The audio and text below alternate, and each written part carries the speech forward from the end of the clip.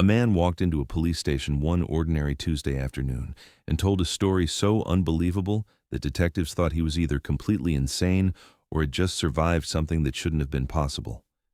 His name was Daniel Ward, and he'd been missing for 5 years. But that's not where this story begins.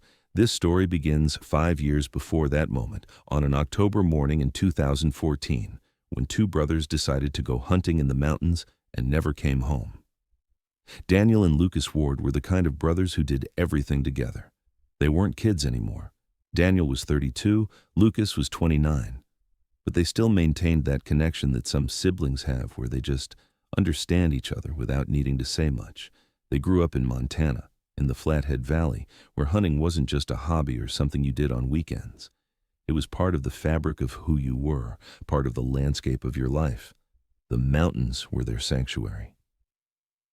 October 15th, 2014. Daniel and Lucas packed up their truck with everything they needed for what was supposed to be a week-long hunting trip into the Flathead National Forest. Rifles, ammunition, sleeping bags, food, water, the whole setup. Their friends and family knew where they were going. They knew the general area. They had a plan, and they had backup supplies. These weren't inexperienced hikers or reckless thrill seekers. They were prepared, competent outdoorsmen who knew the wilderness like most people know their neighborhoods. The campsite they chose was remote, but not impossibly so. It was the kind of place where you could actually hunt, where game was plentiful, where you wouldn't run into other people every 5 minutes. They set everything up, made their camp comfortable, and settled in for what they thought would be an amazing week. Then, October 21st came around, and the brothers simply vanished. Nobody heard from them. No phone calls, no text messages, though cell service would have been spotty out there anyway. No word at all. Their family started getting worried after a few days passed with no contact. When a week went by and they still hadn't returned, the worry turned into something heavier, something darker. A search and rescue operation was launched. Teams went into the forest. Helicopters scanned the terrain. Volunteers combed through miles and miles of wilderness looking for any sign of the brothers. And what they found was this: the truck. The brothers' truck was still at the campsite, fully stocked with supplies. It was like they'd just vanished into thin air. But then the search teams noticed something else. The truck was locked. The supplies were there. Their camping equipment was there. But there was no sign of Daniel or Lucas. No bodies, no blood, no obvious struggle. Just absence. Just silence. Just the overwhelming mystery of where two grown men could possibly go in a forest and not be found by hundreds of people searching for them. What happened in those 5 days between October 15th and October 21st would become one of the most disturbing cases of the era, and nobody understood it yet. The search continued for weeks. Law enforcement brought in dogs, specialists, everyone they could think of. They dragged the nearby rivers. They searched the forest in grid patterns. They interviewed hunters who'd been in the area. They knocked on doors at remote cabins and asked if anyone had seen anything unusual. The answer was always no. Days turned into weeks. Weeks turned into months. By the time winter hit that year, the search had become less active, though it never fully stopped. Local authorities kept the case open, kept investigating, but as weeks became months and months became a year, the painful reality started settling in. Most likely, the brothers were dead. Maybe they'd gotten lost and succumbed to exposure. Maybe there was an accident nobody witnessed. Maybe they'd fallen into a ravine or gotten disoriented in a way that happens to people in wild places, even experienced people. It happens. Not often, but it happens. The wilderness doesn't care how prepared you are. 3 years after the disappearance, the Ward brothers were officially declared dead. Not missing, not lost, dead. Their family had a memorial service. They grieved. They tried to move forward with the understanding that they would never know exactly what happened to Daniel and Lucas, and that some mysteries just stay mysteries. The case file was still open, but it was cold, very cold, almost forgotten by the public, though never forgotten by the people who loved them. Then, on March 11th, 2019, something happened that no one could have anticipated. Torn and filthy. His eyes had the look of someone who'd seen things that had permanently altered something fundamental inside him. The officers at the desk didn't immediately recognize him. How could they? This man looked like a ghost. He looked like someone who'd been dead for years, but when he opened his mouth and told them his name, everything changed in an instant. "My name is Daniel Ward." The officers thought there was a mistake. There was confusion. Surely this wasn't the same Daniel Ward who'd disappeared 5 years ago. But as he gave them details, specific details about the night they disappeared, about the camping trip, about things only Daniel would know, they realized this was real. This was actually happening. Daniel Ward, one of the two brothers who'd vanished without a trace in 2014, was standing in a police station in 2019, very much alive. What followed was one of the most disturbing interviews law enforcement had conducted in years. Daniel was taken to a hospital first, where doctors immediately began examining him. He was severely dehydrated. He was malnourished. He showed signs of prolonged physical abuse. He had broken teeth. Scars covered his body. His psychological state was fragile, traumatized in ways that would take years of therapy to begin to address. But he was alive, and he was ready to talk. Daniel's story, which he told gradually to both hospital staff and law enforcement, was almost incomprehensible at first. Nobody wanted to believe it. How could something like this happen? How could two people vanish in modern America and be held captive for 5 years without anyone finding them? But as Daniel provided more details, as his story remained consistent, as he gave investigators specific locations and information that could be verified, the impossible became real. On October 21, 2014, Daniel and Lucas had been hunting when they encountered a group of people who lived off the grid, deep in the wilderness, in a way that most Americans couldn't even imagine. These weren't casual campers or weekend hikers. This was an organized group, a community, living deliberately isolated from mainstream society. They were a cult. At the head of this cult was a man Daniel referred to as the Prophet. His real name was Elias Crane, and he had cultivated a following of people who believed in his twisted interpretation of spirituality, isolation, and survival. His philosophy was a warped mixture of ideology and mythology. He believed that society was corrupt, that the wilderness was where true enlightenment could be found, that his followers needed to sever themselves completely from the outside world. The Prophet didn't need a large following. He had only a handful of dedicated members, people who'd been brainwashed or broken down through various means into absolute obedience. And when Daniel and Lucas showed up at their territory, the Prophet saw an opportunity. Daniel didn't give a full account of how they were captured, but the essence was this. They were ambushed, overpowered. The cult members had weapons. Daniel and Lucas were hunters, but they weren't prepared for armed confrontation with multiple people attacking them simultaneously. They were bound. Their camp was stripped of anything useful, and they were taken deeper into the forest, to a place so remote that the search teams never even got close to it. The camp itself was buried deep in marshy, difficult terrain, the kind of place that wasn't on most maps, that traditional search patterns wouldn't easily access. It was a place where you could hide almost anything from the outside world. Once there, Daniel's nightmare began in earnest. Elias Crane wasn't a typical cult leader in the sense that he wasn't interested in collecting followers for vanity or sexual control or money. He was interested in something weirder, more disturbing in a different way. He wanted to create what he called authentic humans, people stripped of civilization, stripped of comfort, stripped of everything that made them who they'd been before joining his community. The way he did this was through suffering. Daniel described daily rituals that amounted to torture. Not torture designed to extract information, but torture designed to break the spirit, to shatter identity, to force complete dependence on the Prophet as the only source of truth and meaning. The captives, and there were other captives besides Daniel and Lucas, were subjected to starvation. They were worked until they collapsed. They were exposed to the elements. They were subjected to psychological abuse and manipulation. The Prophet would preach to them for hours about how the outside world had corrupted them, how they needed to be purified through suffering, how he was saving them by destroying everything they'd been before. Daniel and Lucas were kept separate from each other much of the time. This was deliberate. They needed to be isolated from any source of comfort or familiarity, from anyone who might remind them of who they were before the capture.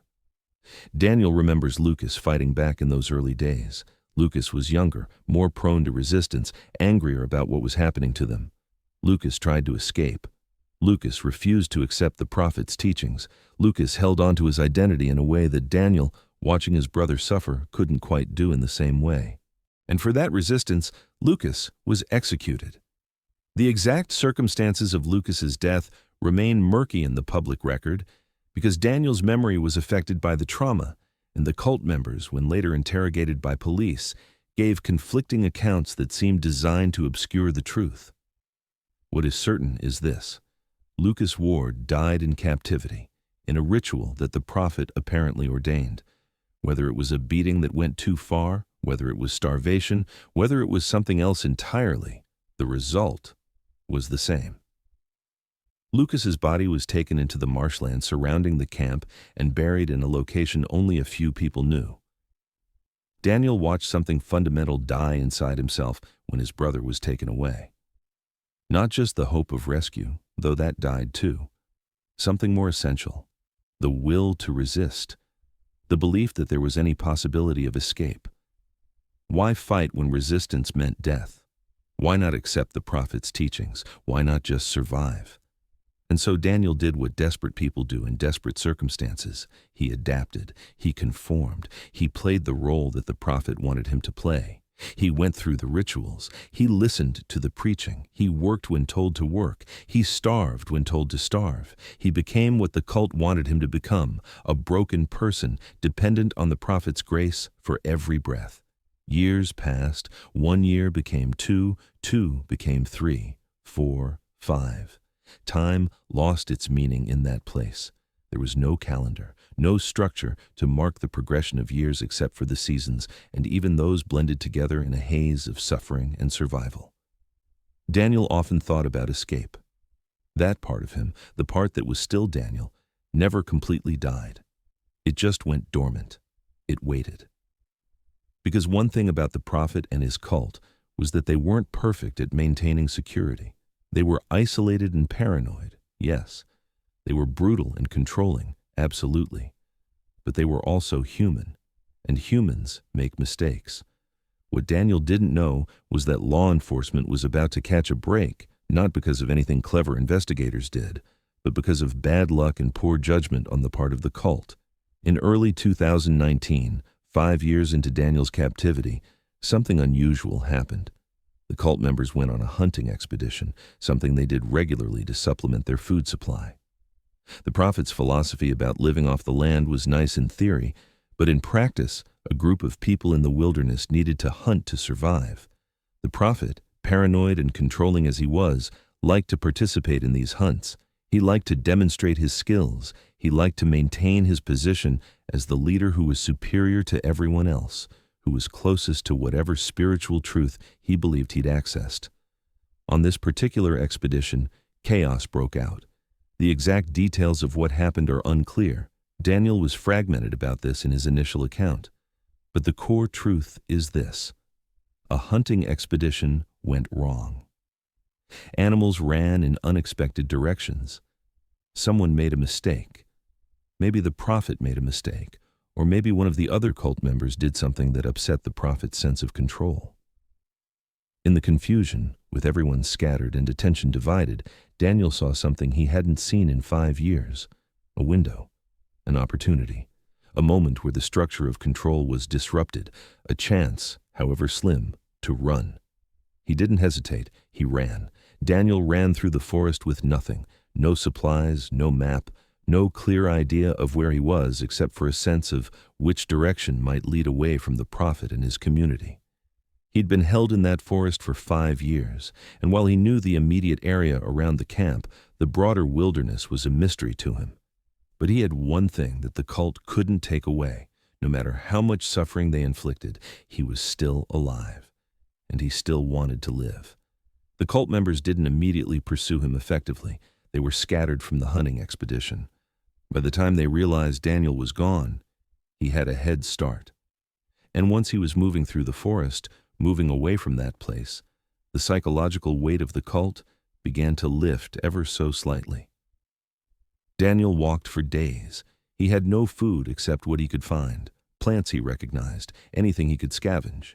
He had no shelter except what he could fashion from branches. He had a vague sense of direction, a belief that if he walked downhill toward lower elevations, he would eventually find civilization. And he did. A person doesn't survive 5 years of captivity, of starvation, of abuse, and then walk out of the forest without fundamental changes to their psyche. Daniel was broken in ways that wouldn't fully show for months and years to come. He was traumatized, PTSD'd, scarred both physically and mentally. But he made it out. Once Daniel was in police custody, once his story was verified and he was provided medical care, the investigation shifted from looking for 2 missing hunters to looking for a cult operating illegally in remote wilderness. Daniel provided detailed directions to the camp. He described the terrain, the structures, the locations where supplies were kept. He told investigators exactly where he believed his brother's body had been buried. The search teams went in with full equipment, and what they found confirmed Daniel's story in its essential details. The camp existed. It was exactly where Daniel said it would be, hidden in marshy terrain that hadn't been thoroughly searched in the original investigation 5 years earlier. The structures were primitive. Shelters made from branches and salvaged materials. Signs of habitation were everywhere. Items that had belonged to Daniel and Lucas were found among the cult's possessions. And in the marshy ground, buried where Daniel said it would be, they found Lucas's remains. The search also turned up evidence of other captives who may have been held there over the years. The cult's brutality and isolation had left marks on the landscape itself. Law enforcement now had their investigation focused. Now they knew what they were looking for. Now they knew who they needed to find. Elias Crane, the cult leader, wasn't at the camp when police arrived. He and his other followers had fled when they realized Daniel had escaped and that pursuit was fruitless. A cult leader operating for years in isolation, successfully hiding from law enforcement, doesn't get caught easily. Crane had dispersed his followers, destroyed evidence, and essentially gone to ground. But he was now a wanted man. The crime was too serious, kidnapping, imprisonment, murder, for authorities to let this go. Federal resources got involved. The case became a priority. Pictures of Elias Crane were circulated. Descriptions of his followers were distributed. The manhunt lasted weeks. Crane had isolated himself from society for so long that he had few resources outside the cult. He had no real money, no connections in the modern world, no ability to hide in plain sight because he looked exactly like someone who'd been living off-grid for years. He was found in a remote cabin in the Pacific Northwest, living under an assumed name, trying desperately to disappear.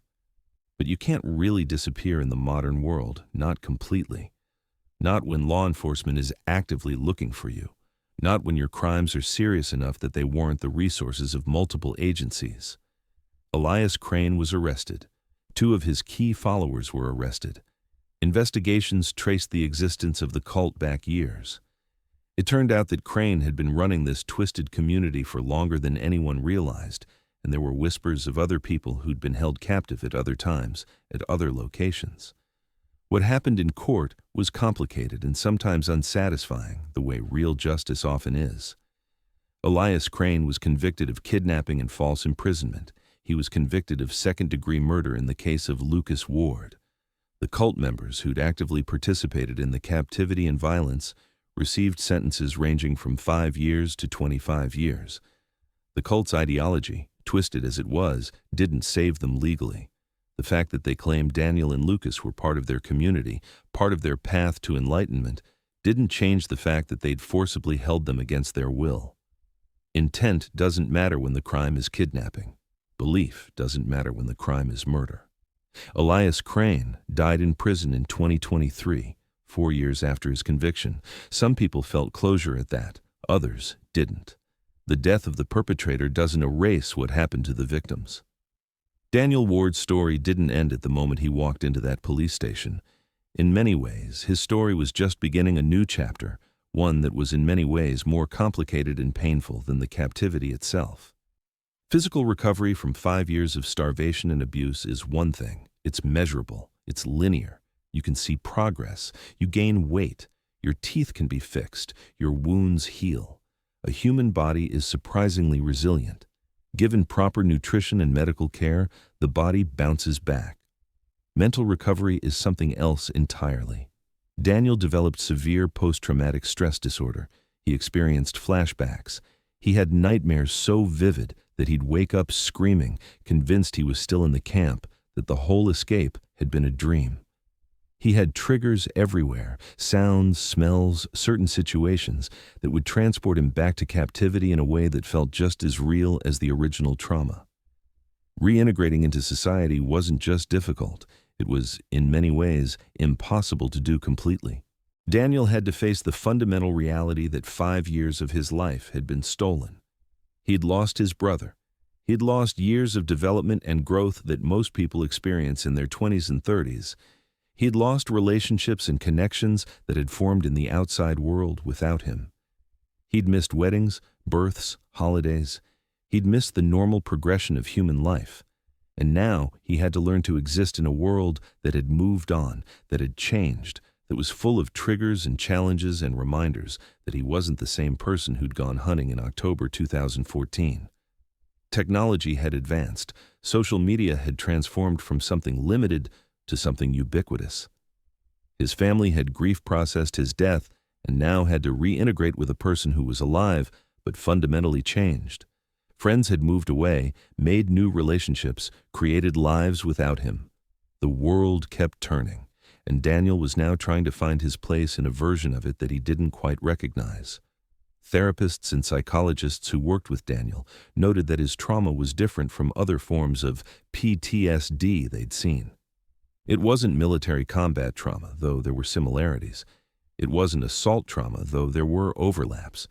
It was specific and particular to the experience of prolonged captivity by a cult, the blend of physical torture, psychological manipulation, isolation, and the loss of identity that the prophet had worked so deliberately to create. Daniel had nightmares about the camp. He had nightmares about the prophet's voice. He had nightmares about his brother being taken away. He had nightmares about the moment of escape, replaying the hunt over and over, sometimes succeeding in his dreams and sometimes being caught again at the moment he was about to flee. He struggled with anxiety in public spaces. Going to the grocery store was overwhelming. The amount of choice, the number of people, the normalcy of it all. He couldn't watch certain types of content. He had difficulty forming new relationships. The simplest social interactions could become complex when his PTSD would suddenly activate. His family wanted to help, but they didn't know how. They'd processed his death. They'd said goodbye. Now they had a brother who was alive, but who required extensive psychological support. They didn't know the man who'd come back from the forest. He looked like Daniel, but he wasn't quite the same person. Some of his family relationships repaired over time. Others fractured. People have limits to their patience and understanding, and living with someone with severe PTSD tests those limits constantly.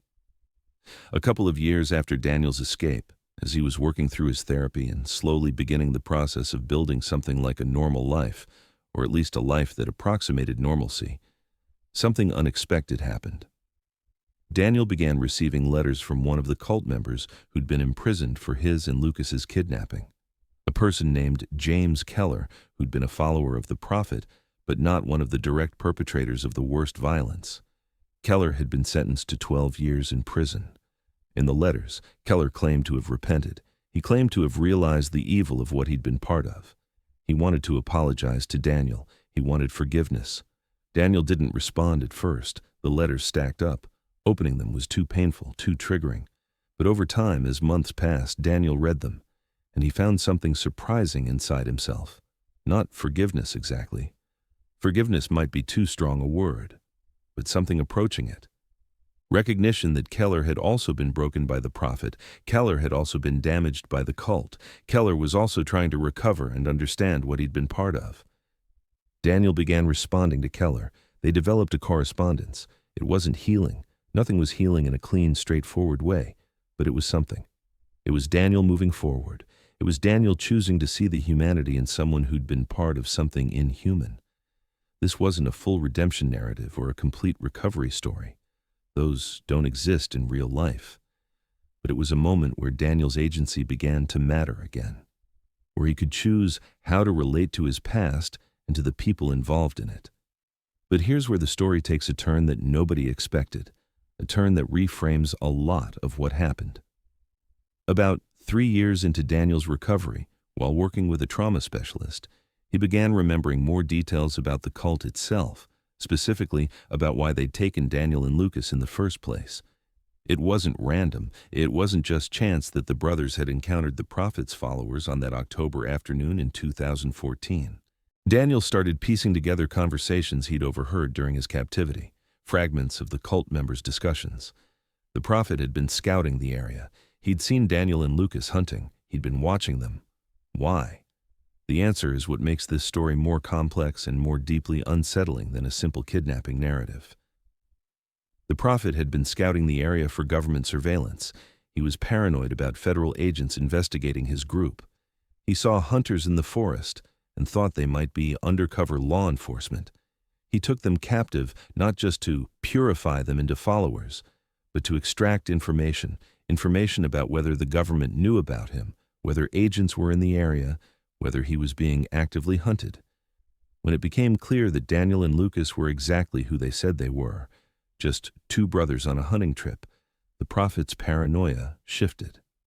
He began to see their presence as a kind of test or trial. He saw their captivity and forced conversion as proof of his power and his spiritual superiority. But the kidnapping itself had been rooted not in ideology, but in paranoia.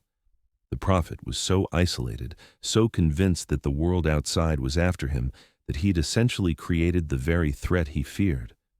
By kidnapping two innocent men, by becoming a murderer, by building an operation that would eventually be discovered, he brought down exactly the kind of law enforcement attention he'd been so terrified of. This realization changed how Daniel understood what had happened to him. It wasn't about ideology overcoming violence or a cult leader's twisted beliefs. It was about a paranoid man who'd isolated himself so completely that his paranoia had become self-fulfilling prophecy. Elias Crane had tried to protect himself from the world by removing himself from it. But isolation doesn't protect you. It distorts you. It warps your perception of reality. It makes you see threats that don't exist. And it makes you capable of doing things, terrible things, that you'd never do if you maintained any connection to normal human society. Daniel's therapy team noted that understanding this actually helped him in some ways. If the violence against him and Lucas was rooted in paranoia rather than pure sadistic ideology, if the Prophet was simply a broken, fearful man rather than a mastermind of evil, then it was slightly less personal. The horror of what happened was unchanged, but the why of it became less about Daniel and Lucas and more about the internal pathology of a man who'd tried to escape the world and created his own personal hell in the process. This didn't erase the trauma. Nothing can do that, but it shifted something fundamental in how Daniel could process his experience. The disappearance and discovery of Daniel and Lucas Ward had a significant impact on how law enforcement approaches search and rescue operations in remote wilderness areas. The original investigation had been thorough by the standards of the time, but the terrain around the camp had been difficult enough that traditional search patterns didn't reach it. After the case, law enforcement agencies began training on how to search marshy, difficult terrain more effectively. They learned that isolation could hide almost anything if the terrain cooperated. They learned that sometimes cases that seemed like tragic accidents might be something else entirely. The investigation also highlighted the dangers of isolated communities operating outside the reach of government oversight. Authorities began to take more proactive approaches to identifying and monitoring potential cult operations in remote areas, not in an oppressive Big Brother way, but with more awareness that isolation can be dangerous. For Daniel, the hardest part of recovery has been learning to live with the loss of his brother. Yes, Daniel lived. Yes, Daniel escaped. Yes, Daniel's alive in 2025, which is a victory in itself. But Lucas didn't get that. Lucas died in a camp in the forest, murdered by the man Daniel came to partially understand and accept. Daniel has created a memorial space in his home. He talks about Lucas regularly, to his therapist, to the documentary teams that wanted to tell his story, to anyone who'll listen. He's written essays about who Lucas was, what his brother meant to him, what Lucas should have had. Lucas was 29 when he died. He had potential unfulfilled. He had relationships unmade. He had children he never met, a career he never had, a life that was stolen from him by a man who was so broken by his own choices and fears that he couldn't help but break everyone around him. Sometimes Daniel is angry about this. Sometimes he's sad. Sometimes he's accepting. Most of the time, he's all three simultaneously. And that's what the real work of recovery looks like. Not moving through stages of grief, but learning to hold all of it simultaneously without being destroyed by the weight. What's remarkable about Daniel's story and what makes it worth telling is not just that he survived. Many people survive trauma. What matters is how he's chosen to live after survival. Daniel has become an advocate for missing persons investigations. He works with law enforcement agencies to improve search and rescue protocols. He speaks to groups about the psychological realities of captivity and trauma, not from a clinical perspective, but from lived experience. He's helped other survivors of cult abuse in captivity. He's served as a consultant on cases where the investigations seem to be missing crucial elements. He's written about his experience, though not a full memoir. The trauma is too recent, too real. But essays and articles shared in various forums, trying to help people understand what captivity actually does to a person beyond the sensationalism and beyond the headlines. This isn't healing in the sense of returning to who he was before October 2014. That's not possible. You can't go back to before. You can only move forward into an altered version of reality that incorporates what happened to you. But it's growth. It's purpose. It's Daniel choosing to turn his catastrophic experience into something that might help other people, that might improve the systems that are supposed to protect us. Even with Daniel's escape and the investigation's closure, some questions remain. The full extent of the cult's operations may never be completely understood. There are rumors of other people who may have been held captive at other times. There are suggestions that the prophet's paranoia and brutality extended further than the documented cases. Federal authorities still maintain files on the cult. Some information remains classified, not because it's state secrets, but because active investigations are still ongoing into whether other people were harmed, whether other remains are buried in other locations. Daniel doesn't have all the answers. His memory was fragmented by trauma, and some of what happened during those 5 years remains hazy or completely gone. The brain has a way of protecting itself from unbearable memories sometimes, not forgetting them exactly, but compartmentalizing them, making them unavailable during the times when accessing them would be psychologically impossible. Some of those memories have started to return in therapy, surfacing slowly, painfully. Some probably never will, and that might be a mercy. It's now 2025. Daniel is 42 years old. He's been out of captivity for 6 years. He's worked through extensive therapy. He's built relationships. He has a job that allows him to be flexible, understanding that some days are harder than others, that some triggers will still activate his trauma, that healing isn't linear. A typical morning for Daniel looks relatively normal on the surface. He wakes up around 6 or 7. Sometimes he wakes up because his alarm goes off. Sometimes he wakes up because his body is caught between the past and the present, between where he is and where he was, and for a few disorienting seconds, he's back in the camp. The feeling passes. It doesn't last as long as it used to, but it still happens. After all these years, it still happens. He goes through a morning routine that would seem mundane to most people, but which is actually carefully structured. He showers. He takes medication that helps with anxiety and sleep. He makes coffee, specifically strong coffee that tastes the way coffee should taste when you have access to normal civilization, not the terrible ersatz coffee made from roots and dirt that the cult members would occasionally create. He sits on his porch or by a window and watches the world wake up. These morning moments are important. They're grounding. They're a daily reminder that he's here, he's alive, and the world is continuing on in its normal, chaotic way. Work for Daniel isn't traditional. He doesn't have a 9-to-5 job, though he has looked for them and tried them. The fluorescent lights, the fluorescent office environment, the pace and pressure and constant human interaction. It was too much. His nervous system, so finely calibrated toward danger by years of captivity, would activate and send him into anxiety spirals. Instead, he does consulting work. He reviews case files for missing persons investigations. He works with law enforcement agencies on search and rescue protocols. He provides consulting for other survivors of cult abuse. Some of this work is paid. Some of it is volunteer work because the compensation doesn't matter as much as the purpose does. The work is intense. Sometimes he'll be reviewing a case file and something in it will trigger him. A description of isolation, a detail about control, a specific type of abuse, and he'll need to step away. His therapist has told him that this is okay. You don't have to push through triggers. You can acknowledge them. You can take a break. You can come back to it when you're ready. This is something Daniel is still learning, even after 6 years of therapy. The instinct to push through, to be strong, to not let trauma win. It's hard to turn that off. He's reconnected with some members of his family, though not all relationships have repaired completely. His mother still struggles with what happened to her sons. She's proud of Daniel's survival and his work, but there's an undercurrent of guilt there. Guilt that she can't protect him from his own mind. Guilt that Lucas died while Daniel lived. Guilt that recovery is incomplete and probably always will be. His father passed away in 2022, 3 years after Daniel's rescue. He never fully came to terms with Lucas's death or with the trauma that Daniel carried. He loved his son, but he didn't know how to help him, and that inability to help created a kind of distance between them that was never fully bridged.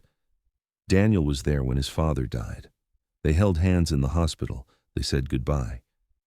But there was still something unspoken, some acknowledgement that they'd never quite get back to the father-son relationship they'd had before October 2014. Daniel has friendships, though they're different from the friendships he might have had if his life had followed a normal trajectory. The people in Daniel's life now are people who understand, to some degree, what he's been through. Some of them are other survivors. Some of them are therapists he's become close to.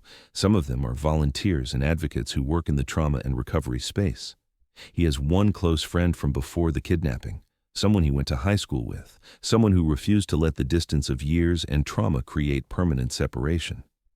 This friend is important to Daniel because this friend knew him before. This friend has some continuity to who Daniel was.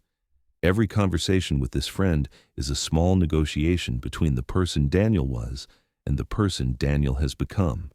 He's tried dating. It hasn't gone smoothly. Relationships require a level of trust and vulnerability that's complicated when your nervous system has been conditioned to see danger everywhere. He's been in situations where he's had to explain his PTSD to someone he's dating, to explain why certain things cause him to shut down or react strongly. Some people have been patient. Some people have decided they couldn't handle it. Daniel doesn't blame the people who couldn't handle it. Recovery from this level of trauma isn't someone else's responsibility.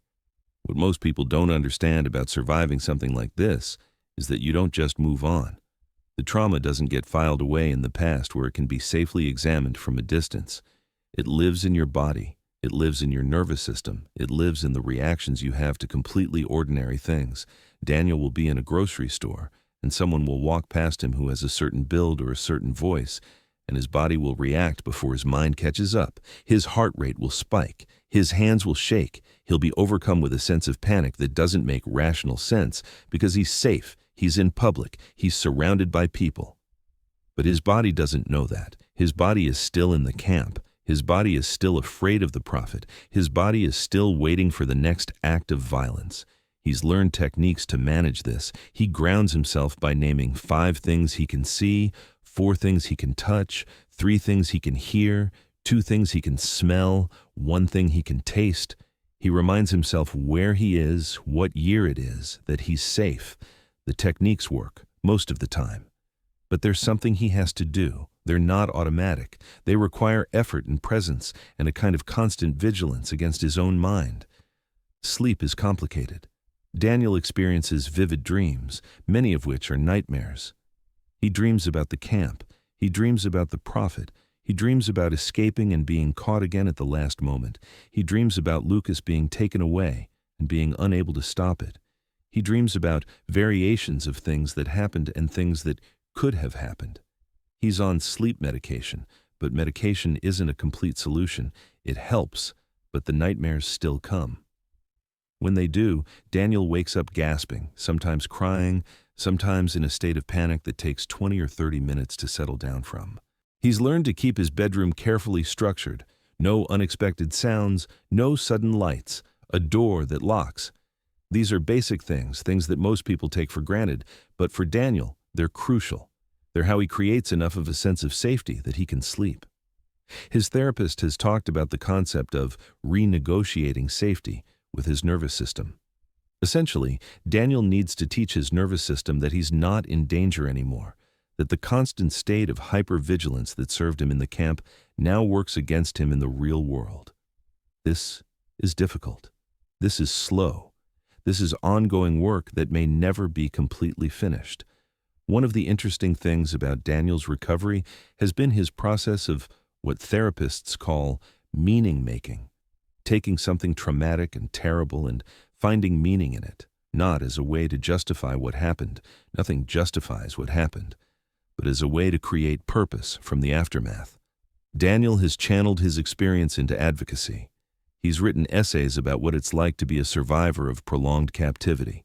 He's worked with documentary filmmakers to tell his story accurately. He's consulted on other cases where people have been held in captivity or where cult involvement is suspected. He's become a resource for families whose loved ones have gone missing. He understands the specific nightmare of not knowing, of waiting, of hoping for resolution. He's reached out to other families and said, "I understand. I'm here. I know this is unbearable, but you're not alone." This work is therapeutic for him, but it's also real work that helps real people. He's provided information that's led to investigations being reopened. He's advised on search strategies that have helped locate missing persons. He's spoken with other survivors of cult captivity and helped them understand their trauma in ways that experts without lived experience cannot. His advocacy has also brought him into contact with the darker parts of internet culture. There are people who have become obsessed with his story, people who have speculated about details, people who have theorized about what happened to him in ways that are often completely inaccurate and sometimes actively harmful. The true crime community on the internet can be wonderful and supportive, but it can also be exploitative and cruel. Daniel tries not to engage with this, but sometimes he sees something that's so wildly inaccurate or so deeply disrespectful to Lucas's memory that he can't help responding. His therapist encourages him to set boundaries, to recognize that he can't control what people believe or say, that engaging with the worst elements of the internet only feeds his anxiety. Recovery isn't measured in dramatic moments. It's measured in small things that might seem insignificant to people who haven't been through trauma. Daniel recently went to a concert. A concert. Just a normal concert in a normal venue with normal crowds. 3 years ago, this would have been impossible. The crowds would have been overwhelming. The noise would have been triggering. The feeling of being surrounded would have sent him into a panic attack. But Daniel's nervous system is slowly, gradually learning that crowds don't mean danger, that he can be in a large group of people and still be safe. He stayed for the entire concert. He didn't need to leave early. He didn't panic. He enjoyed it. This is a victory. Not a huge victory in the grand scheme of things, but a victory nonetheless. He started cooking again. Before the kidnapping, Daniel was someone who liked to cook. He'd make meals for friends. He'd experiment with recipes. But cooking requires a level of comfort in your own space, a trust in your own mind to let you focus on something other than immediate danger. In the camp, food was scarce and often inedible. For years after his escape, the act of cooking would trigger memories of hunger and deprivation. But now he's cooking. He's making meals for himself. Sometimes he invites friends over. There's something about the act of creating food, of nourishing himself and others, that feels important to his recovery. It's reclaiming something that was taken from him. It's reasserting control over his own survival. He's traveled. He went to the ocean, something he hadn't done in 6 years. The vast expanse of water, the horizon, the sense of freedom and space, it was simultaneously overwhelming and healing. He sat on the beach and cried for 20 minutes. And it was good. It was necessary. He's joined a support group for survivors of cult abuse. These are people who understand, without needing explanation, what it means to have your identity systematically destroyed and rebuilt by someone else's delusions. They don't minimize his experience. They don't offer platitudes. They just sit with him and acknowledge that what happened was terrible and that the process of recovering from it is complicated and ongoing. Every October, Daniel's PTSD intensifies. October is when he and Lucas disappeared. October is when the captivity began. October is when his life fractured into a before and an after. His therapist has warned him about this. She calls it anniversary effect, the phenomenon where traumatic anniversaries can trigger a recurrence of symptoms even years later. Daniel's body remembers what his conscious mind sometimes wants to forget. On October 15th, he's more anxious. On October 21st, the day he and Lucas actually disappeared, the anxiety intensifies. By the time October is over, he's exhausted. He's learned to plan for this. He takes time off work in October. He increases his therapy sessions. He reaches out to his support network and lets them know he's struggling. He practices self-compassion, which is something his therapist has emphasized over and over again, that the anniversary effect isn't a failure. It's a normal response to having experienced trauma. His therapist has suggested that Daniel might benefit from creating a ritual around October, something intentional that honors what he's survived and what he's lost without being destructive. Daniel is still figuring out what that ritual might look like. He's considered visiting the site where he was held. His therapist is hesitant about this. It could be re-traumatizing, but she's also supportive of whatever Daniel feels he needs to do. Daniel isn't sure yet. Part of him thinks it might be healing to go back, to see the place with adult eyes, with freedom, with the knowledge that the prophet is dead and the camp is gone.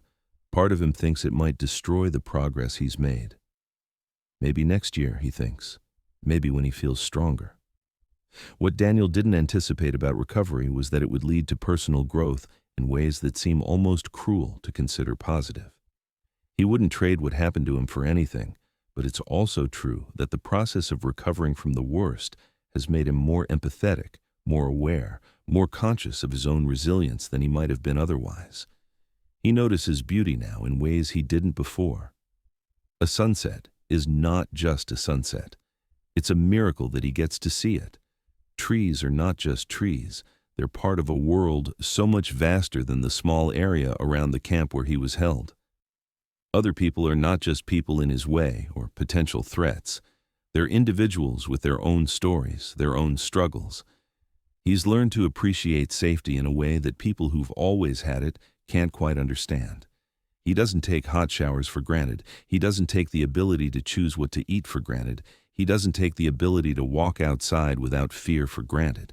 He's also learned that he's stronger than he thought he was, not in a toxic, what doesn't kill you makes you stronger way. That's a dangerous philosophy that minimizes real suffering, but in the sense that he survived something that was designed to break him. The prophet thought he could destroy Daniel's will to live, and he didn't. The prophet thought he could erase Daniel's identity, and he didn't. The prophet failed, fundamentally and completely, even though he succeeded in taking Daniel's brother and 5 years of his life. This knowledge, that he survived, that he's still here, that he's still fighting, this is something Daniel carries with him. On the hard days, when the PTSD is severe and he's struggling to see any point to continuing, he reminds himself, you survived the worst that one man could do to you. You can survive this bad day. Over the past few years, Daniel has become increasingly involved in institutional change around how missing persons cases are investigated and how isolated communities are monitored. He's worked with the National Center for Missing and Exploited Children, not just as a spokesperson, but as a consultant who reviews actual cases and offers insight based on his experience. When a case involves potential captivity or cult involvement, Daniel is sometimes brought in to look at case files and provide an expert perspective on what investigators might be missing. He's also worked with state and federal law enforcement to develop better protocols for searching difficult terrain. The original search for him and Lucas missed the cult's camp because the terrain was marshy and difficult to traverse. Since then, improvements have been made in how search and rescue teams approach environments that don't follow standard patterns. Daniel has advocated for what's called high-risk missing persons protocols, specific strategies that should be employed when the circumstances of a disappearance suggest something more sinister than a simple getting lost. He's testified before legislative committees about the need for better training and resources for these types of cases. This work is important to him. It's also difficult. Every case he reviews means someone else is missing. Every case he consults on means someone else's family is in the same nightmare he experienced. He tries to remember that his involvement could be the thing that brings someone home. He's also worked with organizations that focus on cult recovery and exit strategies. There are people still involved in cult groups, people who want to leave but don't know how. Daniel's experience has given him insights into what captive members are experiencing and how to create safe exit strategies. He's been contacted by people involved in cults who want to leave. He can't provide direct assistance. That would require credentials and training he doesn't have, but he can connect them with organizations that can. He can listen without judgment. He can tell them that it's possible to recover, even if the path forward is unclear. But Daniel's life is not all advocacy and work toward meaning. Much of his life is quiet. Much of it is just him, living, trying to be okay. He has a small house with a large backyard. He doesn't do much with the backyard, but he likes having the space. He likes being able to look out the window and see a relatively large area. In the camp, his world was always circumscribed, always limited, always constricted.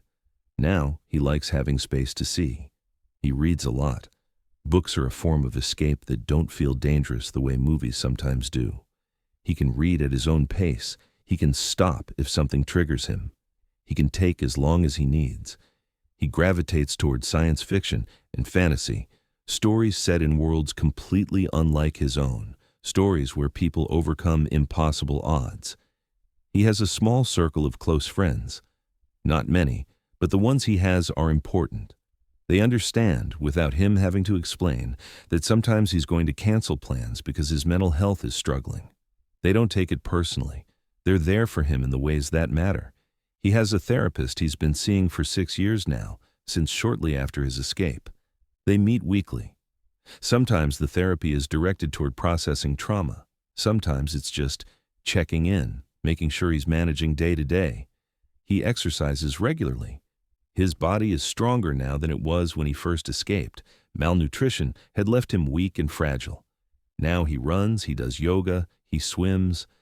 Physical activity helps regulate his nervous system. It gives him a sense of control over his own body, which is deeply important for someone who had their body used as a tool for torture. He volunteers occasionally at a local food bank. This work is deliberate. He remembers hunger.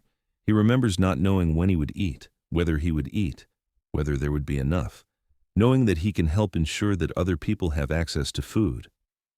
It matters to him. He watches the sunrise most mornings.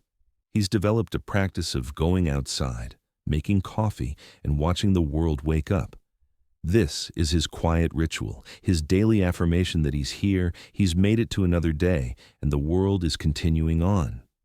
Daniel is not healed. This is important to emphasize. He will likely never be completely healed from what happened to him. Trauma of this magnitude doesn't get fixed. It gets managed. It gets integrated. It becomes part of your story. He still has hard days, days where the PTSD is overwhelming and he can barely get out of bed, days where he's angry at the prophet, at the cult members, at the circumstance that led him to be in that forest that day, at his own survival when his brother didn't make it, days where he grieves Lucas all over again. He has setbacks. He'll go months feeling relatively stable, feeling like he's making progress, and then something will trigger him, or an anniversary will come around, and suddenly, he's back in the middle of his trauma, feeling like he never recovered at all. This is normal for complex PTSD. This is what recovery actually looks like.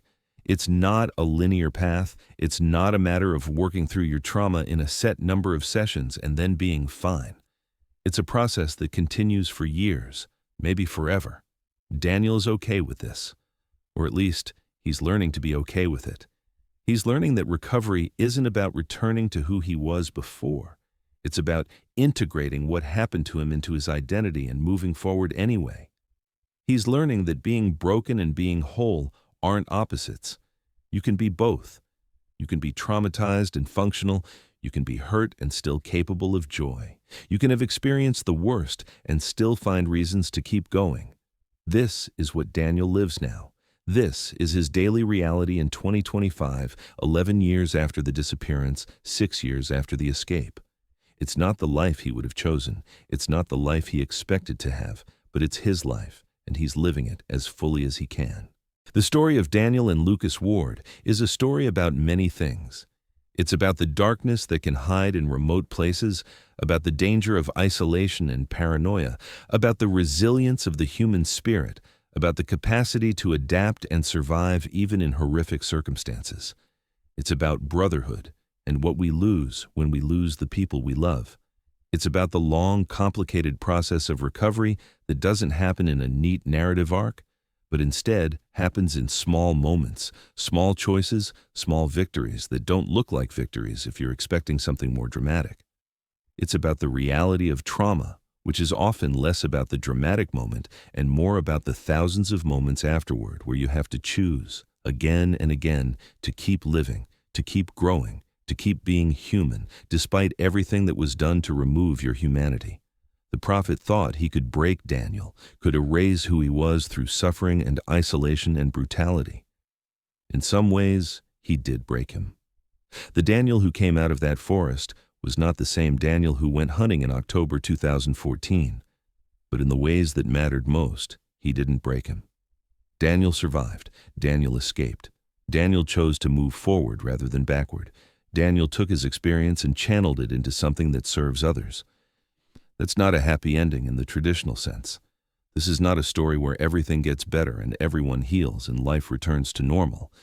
But it's an ending where a broken person chose to live anyway. It's an ending where trauma didn't have the final word. And sometimes that's the most powerful ending of all.